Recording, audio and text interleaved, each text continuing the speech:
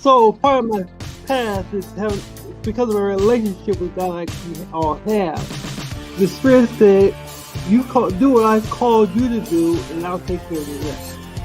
When you get into that space of realizing who you really are at a core, which is energy, then you can raise your vibrational frequency, your energy level, up to a level where you can connect and make that divine connection.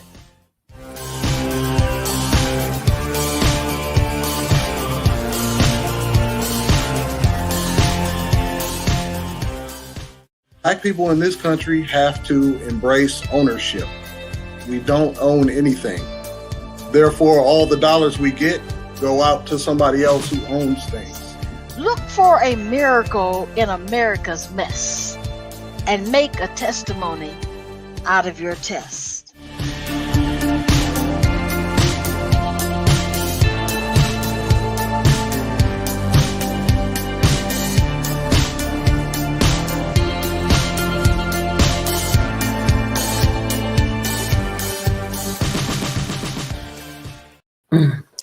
Well, kind greetings, family and friends who are joining us on the live broadcast, Facebook, and eventually, I guess, also YouTube, as soon as we can do that, and Twitter. So we welcome you to Triumphant Thursdays with Dr. P.J. Anderson. It is certainly a pleasure to be with you and to have you among us. If you would please email, text some friends, and invite them to our party. Welcoming them to our Triumphant Thursdays, where we intend to have the type of programs and deliver the types of messages that will help you have your own Triumphant Thursdays every day of the week. We are so honored tonight to have as our guest both Chaplain Maureen F. Burns and Reverend Dr. Jamie Eaddy. You can go and look at previous programs to find out more about her. But I do want to say that she is supportive of the All Black Lives Matter movement.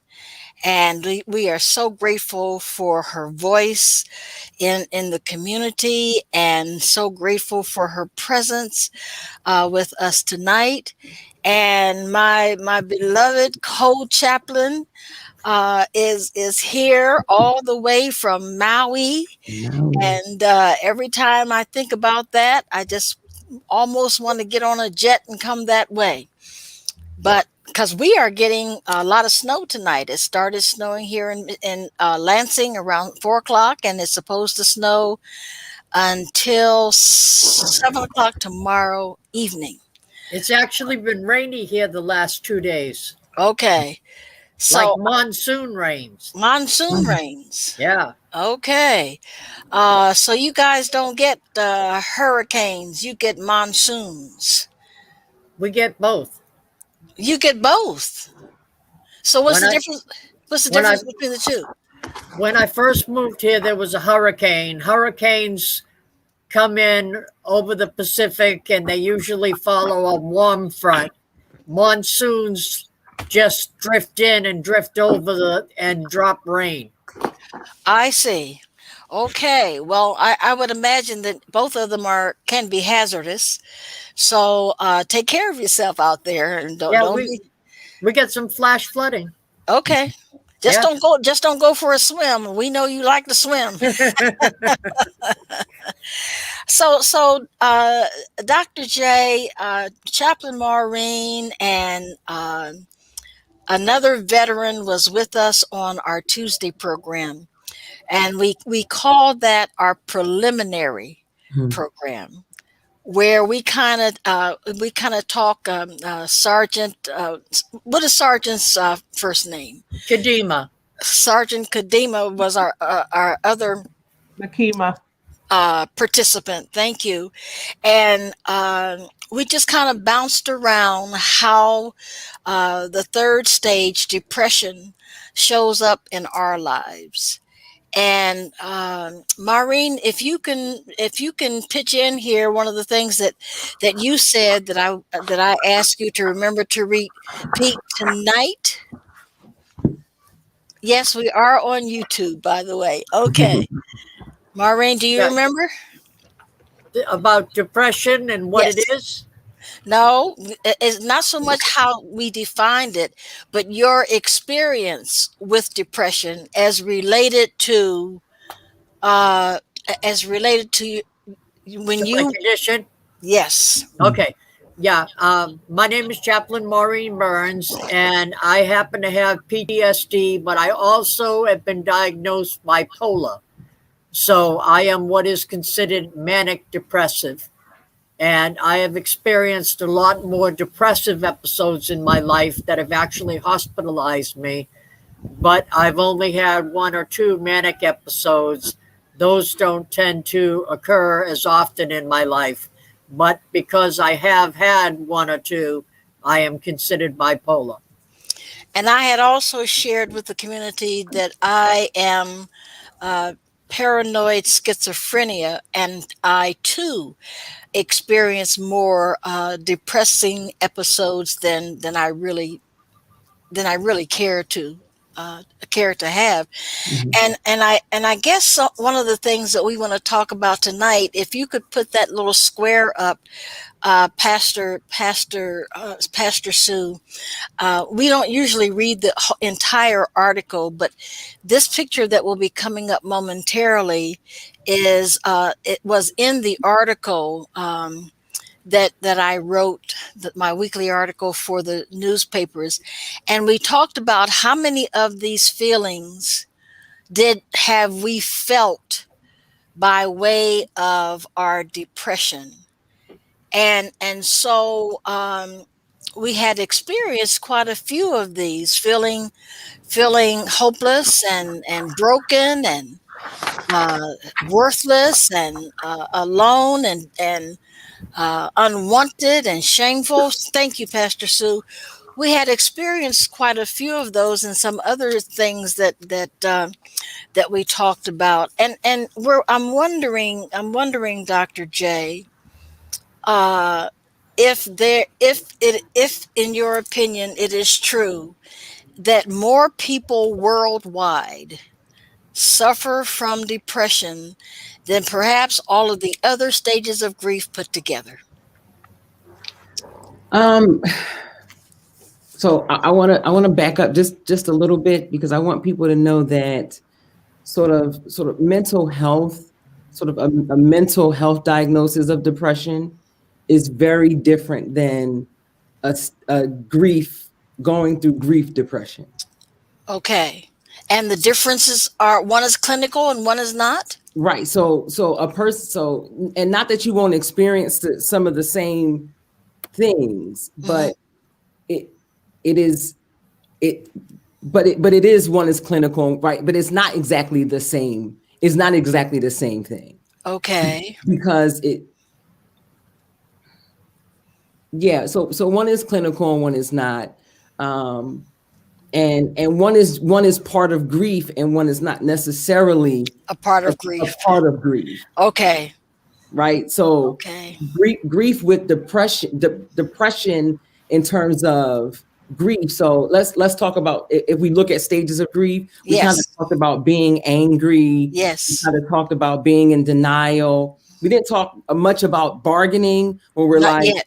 right, just, hey, if you don't, God, if you let, or if doctor, God, whomever, if you just save them, if you just heal them, if you just fix it, if you just, I promise I won't, I promise I will, when we kind, and once we figure out that can't be done, then we kind of like fall into ourselves. Okay. Withdraw within ourselves, get low, right? Sort of a down state. Okay. But that is associated with our grief and not necessarily with a diagnosis. depression, right, that is associated with sort of our chemical balance. Okay. So a person who is feeling depressed in grief is a little bit different than sort of a chemical Imbalance. And we did not make that distinction on Tuesday. Yeah, So thank you so much yeah, for making that yeah. distinction tonight. Because a lot of times, depression, clinical depression, sometimes can be taken care of by medication. Right, right. Now, my question is, what happens when the medication doesn't work?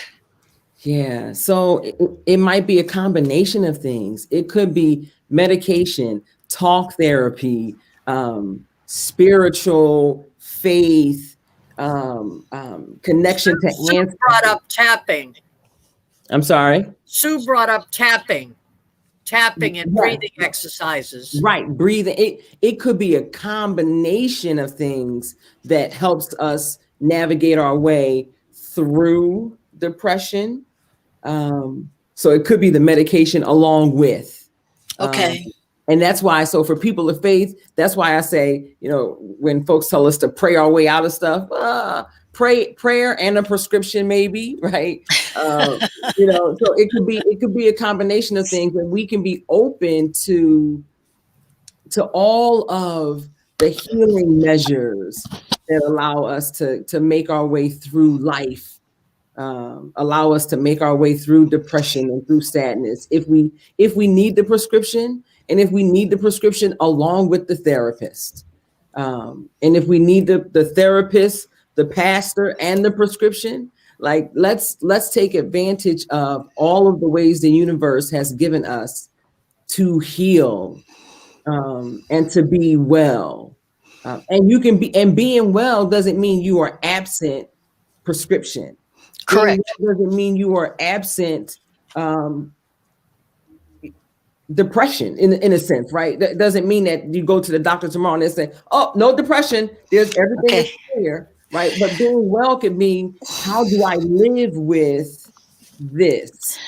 So what do you say to the professional? I think this was one of the things that we talked about on Tuesday, and I may have even asked that question, typed that question in your program last Friday, sitting on the dock of the bay, which I would encourage others. I don't know if the flyer is ready tonight for the 19th, but that hopefully people who watched our show also tuned into yours. It was outstanding. So what do those of us who are professionals, Chaplain Mo, ordained professional, yours truly, ordained professional, both of us served in the military, pastors, how do we encourage the I'm going to call it an opportunity to meet with a therapist, to get clarity about some things, because there are things that a therapist can do for us that a pastor or a chaplain cannot. And we are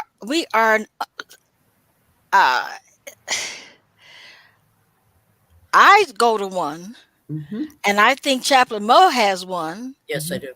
But I'm speaking on behalf of faith-based leadership that just will not hear of it. That is just it's not in God's will from their perspective. It will make me look weak. It will be an embarrassment to my family. I mean, all of I'll feel shame. All of these things that Western thought, these seeds that have been planted in us from the womb. You know, don't forget whose family you are a part of. Right. And we just don't do those kinds of things. Yeah. How can we encourage our fellow colleagues Yeah. So to that's, feel like it's okay? yeah. First of all, I think this kind of program is how we start. Is how we start that conversation, and more programs like this. Hmm. The more clergy, the more faith, the more people in the faith community who engage in this kind of conversation publicly, the Hmm. more public theologians who are able to marry mental health with theology, with faith, Hmm. the more I think the community of faith will begin to be curious about it and Hmm. ask questions. If this last year has taught us nothing, it has taught us that we need to figure out ways to seek help, Hmm. right? Because people have, if they did not recognize depression before, this past year, people have recognized some kind of they've been in the house, they've been isolated from Hmm. community. So Hmm. things that maybe could have been hidden when you could have gone to church and been around people regularly Hmm. could not be hidden when it was just you. And so Yes. there have been things that this year has brought up in us that has pushed us to get. Yes. So I think part of it is engaging in these kinds of conversations. But I think part of it is just where our where this time has pushed us to. Hmm. Right. So I think even without this conversation, the times has Hmm. pushed us to where people are like, I need help. Right. And my pastor needs help. Okay. You know, Right. I want to address something real quick. Go In ahead, the Chaplain Maureen. religious community as a business, it's expected that we have a mentor. Like my mentor is Bishop Yvette Flunder. I've been with her for 20 years. And it's expected that we have mentors and that we rely on mentors and that we get advice and support from them. But when you say, I need to see a therapist, all of a sudden that's looked on as something totally different. You don't need that kind of support. Mhm. You got something wrong with you if you're getting that kind of support. You're alienated by your peers. It's a whole different ball of wax. And I think we should look at it more like a mentoring situation. It's just extra support to help me in the role that I'm in to be a better chaplain, to Mhm. be a better pastor, to Mhm. be a better bishop. I know Absolutely. Bishop has her mentors. Hmm. Absolutely. Absolutely. So am I hearing you say, Chaplain Mo, that we could perhaps see therapists as a mentor? No, I wouldn't say it that way because Okay. that would make a ranking system like the therapist is above you. Some people might misinterpret that. Okay. But I would say, as a part of your support system, to have a therapist, just like having a mentor is part of your support I see. system. I see. So since I sorely dropped that ball, the difference between depression in the stages of grief and depression as a clinical diagnosis. Uh, I suppose that in next Tuesday's broadcast we will certainly make that distinction for all of the stages Mhm. of grief. That there is a distinction between the clinical and the non-clinical diagnoses or the non-clinical stages of grief. It's Mhm. never occurred to me that. So, But Chaplain PJ, Dr. PJ, let me say this though. You know, the percentage of people who will have at least one depressive state during their lifetime is high though, right? So there, yes, it is different, two different things. mhm, But a good majority of us we'll have an event in our lives that will bring about a depressive state. Now that could vary in length and severity, and many of us may not go to a therapist or get a prescription for it. But we aside from the stages of grief, we all, not, well, maybe all is not the right word, but a large percentage of A us, large percentage. when we take a break, I'm going to get that percentage. Okay. We'll have at least one depressive episode. Thank you. That's the word I'm looking for, during our lifetime. So, two separate things, but that is still something for us to normalize, that this, grief, depression with grief is normal. And let's normalize the fact that, depression as a clinical issue is not abnormal. It is not something we can normalize it. We can say that this is common. People deal with depression. So let's just so people don't have to deal with shame. There's no stigma associated with it. And the more we talk about it in conversations like this, the more pastors, the more faith leaders, and I'm blessed with the community that I'm around, the pastors that I know do engage in conversations around mental health. And so I am glad about that.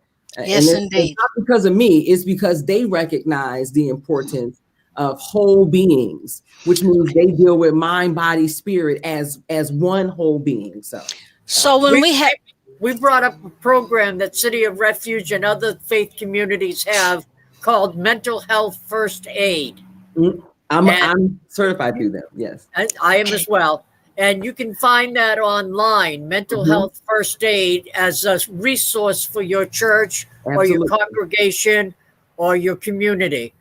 Is that something that you think our audience would benefit from if we were to host that on our broadcast? Is that something we could do? A Mental Health First is a training. So let's talk about that. I think there's a way to connect, so that you can probably partner in order to host some type of their training and figure out a way to work with them. But it's a great training, and they certify folks to work in their communities. I think the training is for the certification might be for 3 years at a time. So it's a fabulous way to engage in finding how you can support your community with mental health initiatives. I think that's very important that that I at least go through the certification. And just before our break, before I forget, more than before our break, is we have been talking about these stages as being non-linear. Right. That you can find yourself at stage 4 one day and all the way back to stage 1 the next day. So having that understanding, is it possible for there to be a compilation? In other words, that you experience more than one stage at one time. Is that possible? Absolutely. And I saw go ahead, Chaplain Mo. I saw you shaking your head. You go ahead. Well, we actually technically, Dr. PJ, have done them out of order. Bargaining is actually the third stage of grief, and then depression is the fourth. Okay. But I have been in depression and bargaining at the same time. Okay. Because I was stuck in depression and couldn't raise myself up out of it, thought I was facing death.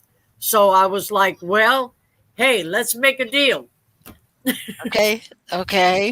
If you get me through this, what I went through was when I was in the military, I was abducted, beaten, and gang raped, and they left me in the bathtub.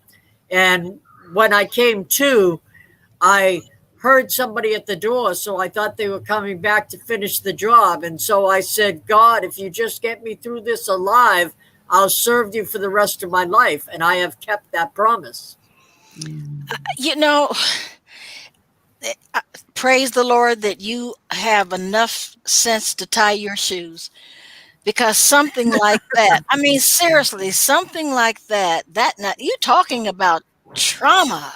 Yeah, Chaplain Mo, can I just say this to you? You are courageous. And I am grateful that you are bold and vulnerable and that you are telling your story. And I'm sorry that that happened to you. But the fact that you are here and that you are telling others and that you are so bold and Yes. courageous, I am grateful to know you. So thank That's you for why sharing that's that why I story. call my company Transformations Possible, because it Yes. is. Yeah, And you're a It is. living witness. thank you. You're a living witness, and your bargaining worked. I don't know that it always works. Like, we will bargain, Lord, if you will heal this person and spare their life. Um, I will do A, B, and C, and the person dies anyway.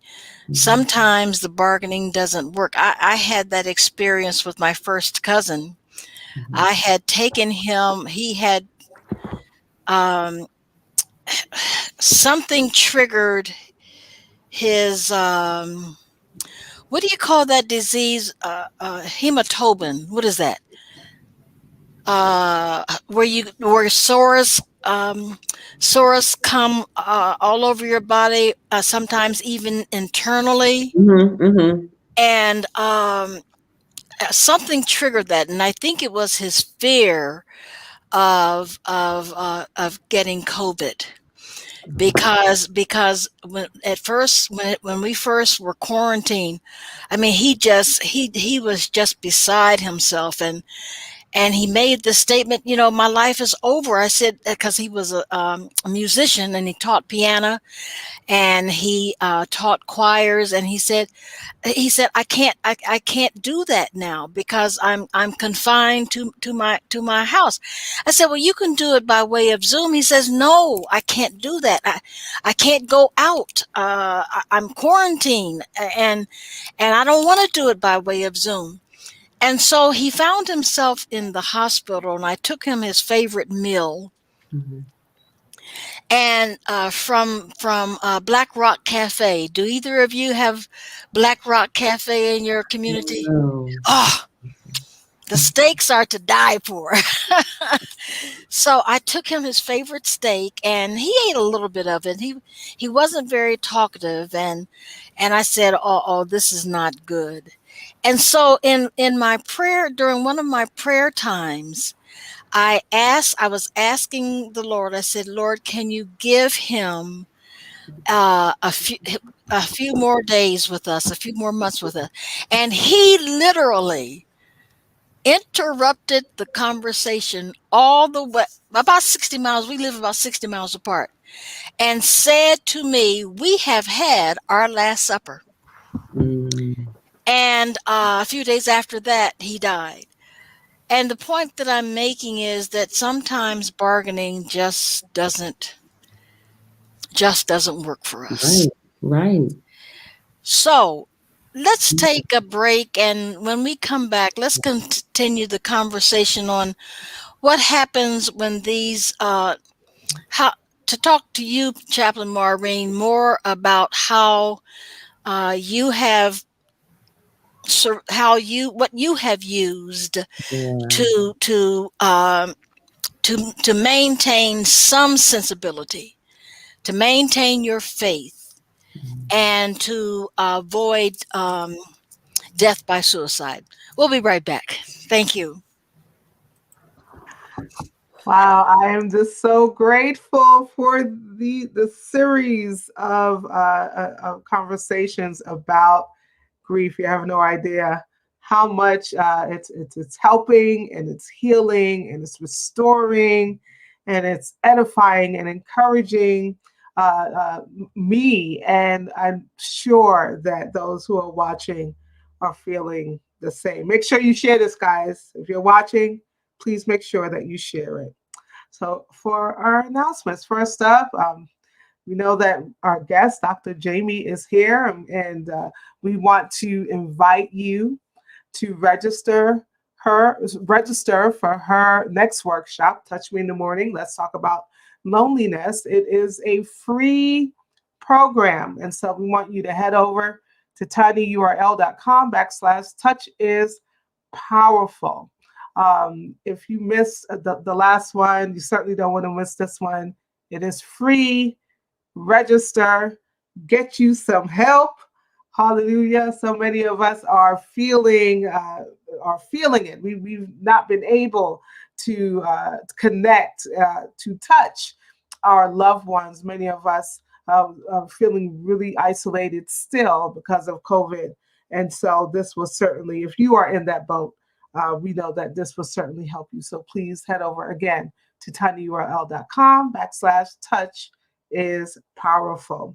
Next up, our chaplain Maureen, who is also on tonight's program, has her own company called Transformations Possible. Learn the law of attraction and spiritual principles for success. Life coaching is available. And so if you have a need, we want to invite you to contact Chaplain Maureen at transformationspossible@gmail.com, or you can call her up at 808-264-6252.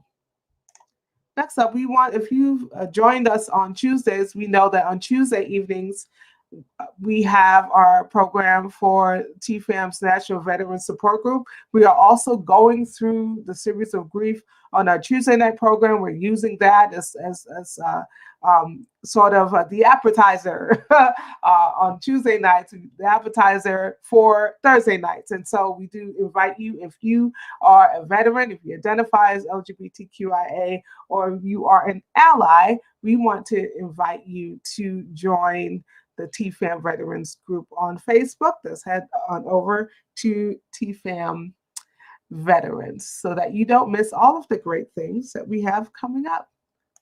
Next up, Cara Solutions. Focus on your passion, let Cara handle the rest. Administrative business and consulting services for dreamers, visionaries, entrepreneurs, faith-based and community-based organizations. And one of the examples of what Cara provides is this program that you are watching right now. So we do provide, one of the things that we do provide is remote production and video conferencing, administration, and tech support. And so if you are interested in perhaps having your own show, if you need help with your video conference or webinar, or if you need show development, or you need training on Zoom or StreamYard or one of this third-party live streaming apps, please reach out to us. You can email Sue at cara-solutions.com for a free consultation. And we will all certainly give you the ways that you can give to Triumphant Thursdays, but we also want to give you the opportunity to advertise or perhaps sponsor this program on Thursday nights. And so we have 3 ways that you can advertise or sponsor. The first one is by a banner. And a banner is, I'll show you what it is. This is a banner. Okay, and so we would put your information here, and remember, this is a sponsorship or advertising, and so it is $15 per week to have your information listed in a banner. A static overlay or flyer ad is $25 per week, and what you're looking at right now is a static overlay. It covers the whole screen. And also, there's also the ability to have a video ad, and I will show you what that looks like right now.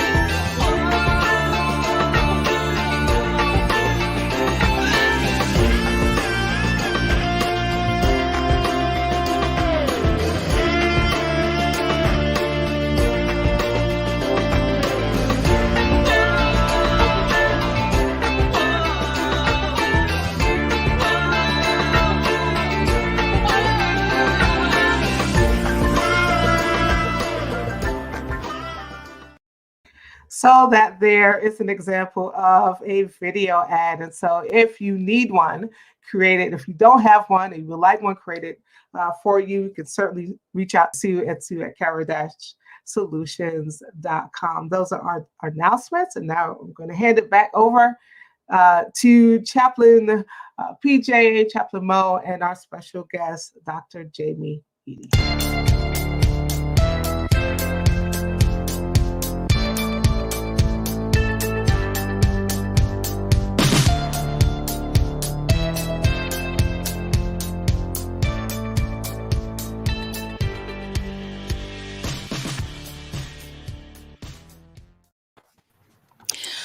Well, thank you so much, Pastor Sue. And while we are in giving shout outs, I do want to give a shout out to our collective bishop, the Reverend Dr. Bishop Yvette A. Funder, our presiding prelate for the Fellowship of Affirming Ministries, and she founded that, as well as Trans Saints, as well as the City of Refuge United Church of Christ. And we thank God for her, and we pray for her, and we ask God to continually bless her. We also want to give a shout out to Pastor Sue's pastor, the Reverend Dr. Bishop Elect Vanessa N. Brown, and founding pastor of Rivers of Living Water. We thank God for Bishop Elect, and we thank God for Pastor Sue, who is on the Shepherd's Table, as well as the National Youth Minister for the Fellowship of Affirming Ministries, also known as TFAM. So as busy as and engaged as she is, she still does a marvelous work on her overlays and her statics and all of the work that she does. And Pastor Sue, your work is quite anointed. I'm just going to say anointed because that's the way they come across to me. A lot of times I'm up back here in the background dancing when you do your overlay. Not overlay. What is it called? Static? The video. The video. Yes. I'm in the background just having myself a good time. So, is there a Walking Heavy tomorrow night? No, Walking Heavy is not back until the 19th. Okie dokie. All righty. Be happy when it comes back. I kind of miss it. The conversation between you and Dr. Rainier. So, as we were going through the announcements, Chaplain Maureen, I wanted to ask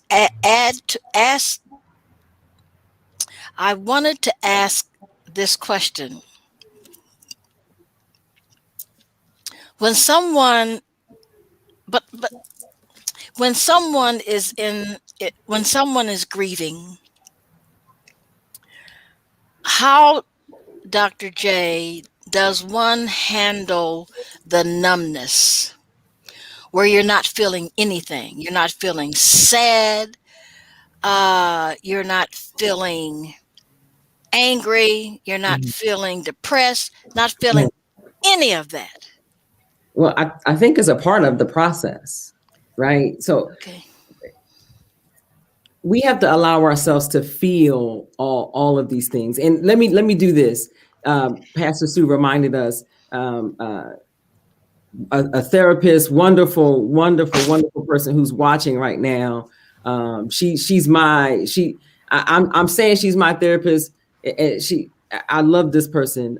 She's in the chat right now, but she talked about bargaining when you talked about sort of praying, if we could have, and she mentioned, what if there was another prayer? What if there was another bargaining prayer to go? So sometimes we could be praying, bargaining with God to let someone stay with us. And please, Margaret, let me know if I'm saying this right. We could be trying to bargain with God for someone to stay a little while longer. Lord, if you let them stay, I will. If you give me a few more days, I will. Right? But that person could also be bargaining with God. If you just take me now, if you please, you know what I'm saying. So we don't always know the conversations happening in this space. We don't know what's happening. The prayers we're praying for people to stay with us, they might be praying to go. Okay.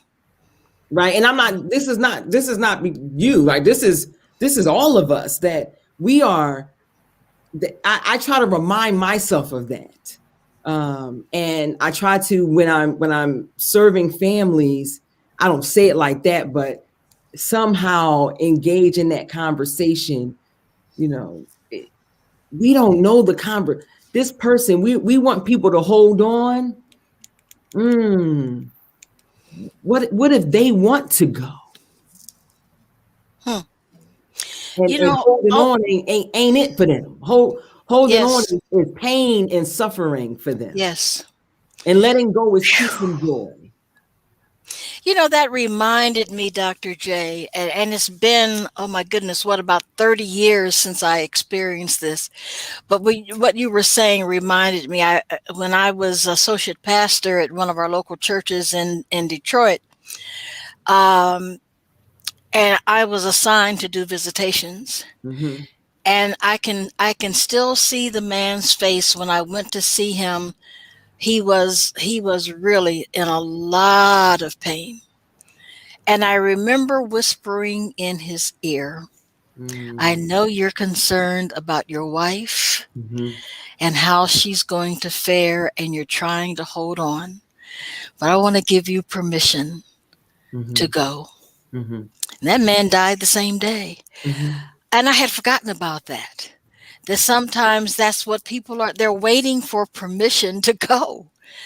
I think that in many ways we did that with our mom. When we knew that she was going, we called the entire family to come and say, their goodbyes. And one sister was just dragging her feet, and we finally had to call her and say, you're the only one Mother's waiting for. And she came up, and when she said her goodbyes and whatever it is that other conversation, because we wanted everybody to have their private time, and Mom died that night. So I thank you so much for bringing that to the fore, because I really, in our selfishness, in my selfishness, right. But here's the thing. I know we're saying the word selfishness, right? And I get it. It's selfishness, but it's human. Who doesn't want the person they love to be with them? Yes. Who among us doesn't want our mother, whom we love, whoever the person is that we love? Yes. Some of us, our relationship with a parent ain't great. Okay. But who is the person that's meaningful in our lives? And don't we want them there with us? Don't we want to be able to touch them? That's why I'm doing Touch Me in the Morning, because we want to be able to touch them. Yes. Yes. And I think that the letting go is not letting go of them. It's the giving permission. You don't have to feel like you have to stay in pain. You don't have to feel like you need to suffer. If leaving this physical, if letting your spirit fly to wherever it's going to fly to is what you need to do for your peace, it's going to hurt me. Okay. But I'd rather your spirit fly than you be in pain. Okay. I'll figure out a way to deal with my heart broken. I got some friends. We'll figure something out. We'll sit and lament together. We talked about being numb, right? I'll deal with my anger first, maybe. I'll deal with my anger and I'll try to bargain. I'll deal with my anger and my denial. I'll deal with my anger and my depression. I'll deal with my numbness where I don't feel anything. And I'm kind of I wake up and I go to work and I come home and I'm just, I'm a robot. I'm the walking dead. I'll deal with that. And hopefully, prayerfully, whether it's through therapy, um, whether it's through spirit, whether it's through word, whether it's through all of that plus time. I will be whether it's through memory and connection to ancestor, right? Whether it's through all of that, that I began to feel life infused in me again, that the numbness is not quite as great, and each day maybe a little bit of brightness begins to, right? I still have the loss, but I'm not as numb. Maybe. And that's a maybe, because the truth is there are some among us who never awaken from the numbness. That's scary. Let's put it on the table. Yeah, that's scary though. That there are some among us who never step outside of the anger, and who never step away from their grief in a way that allows them to live again. That there are some among us who never awaken from the numbness. So that means we're going through the motions without feeling it. Yeah. So we disconnect. We disconnect. And I'm going to tell you, I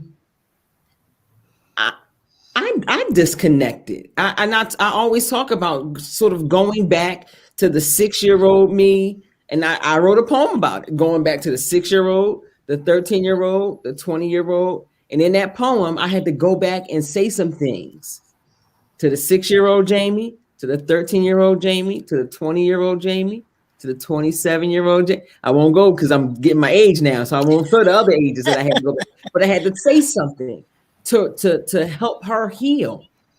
Because the truth is, the 6-year-old Jamie is still very present in present day Jamie.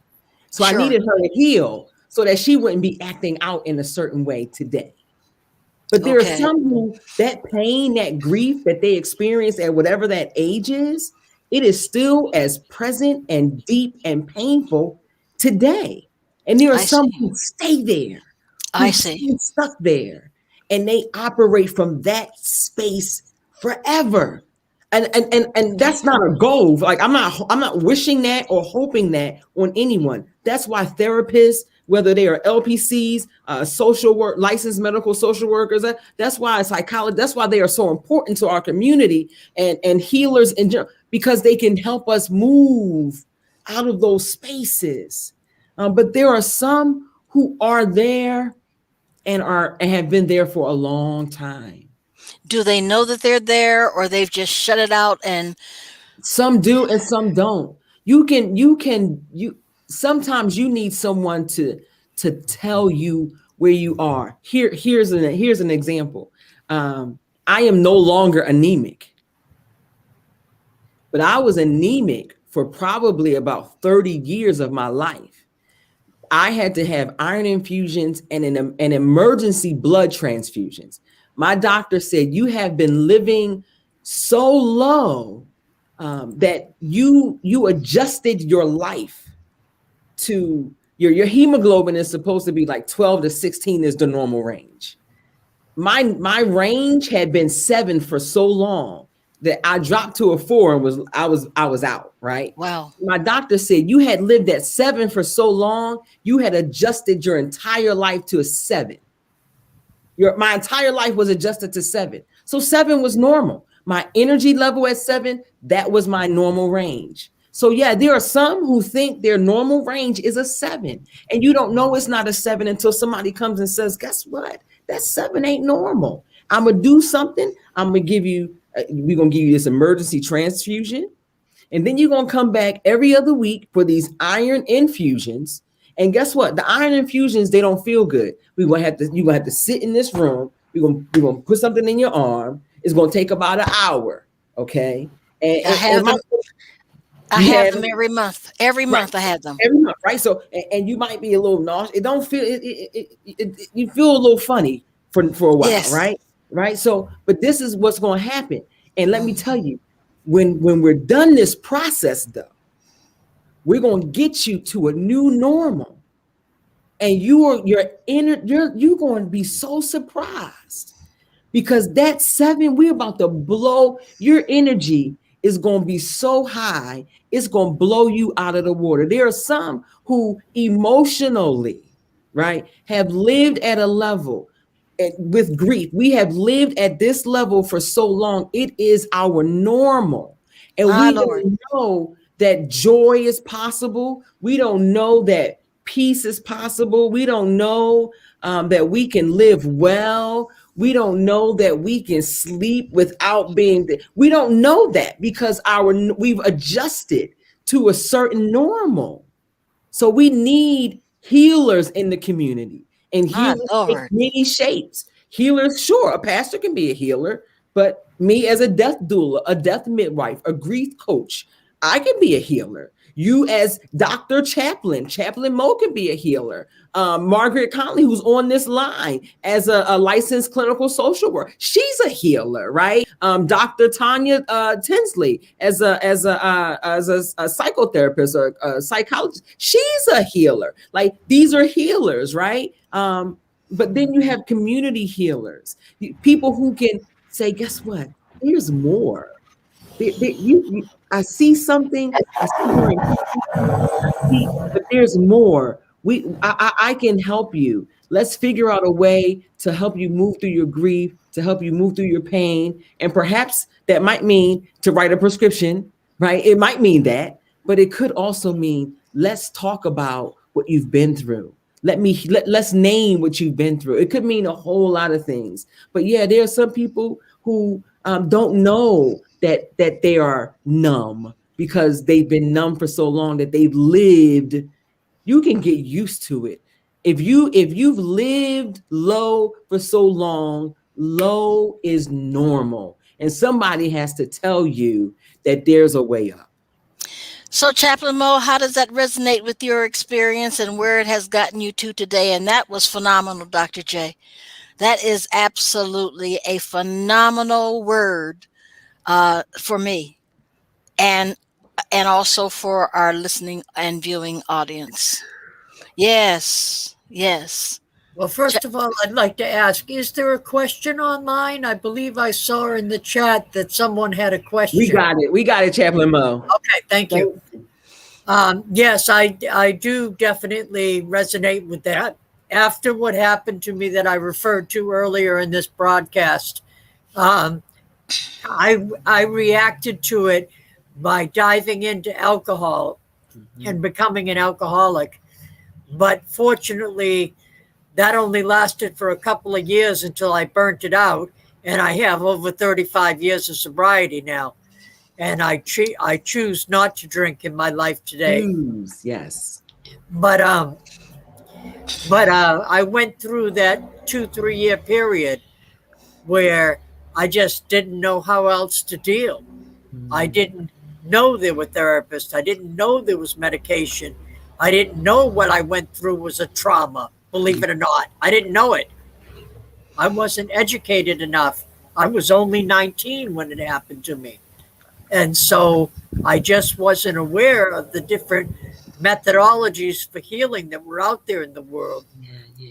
And in my life today, I'm 60 now, I've gone through light healing. I've gone through energy work. I've gone through tapping. I've gone through breathing exercises. I've gone through therapy.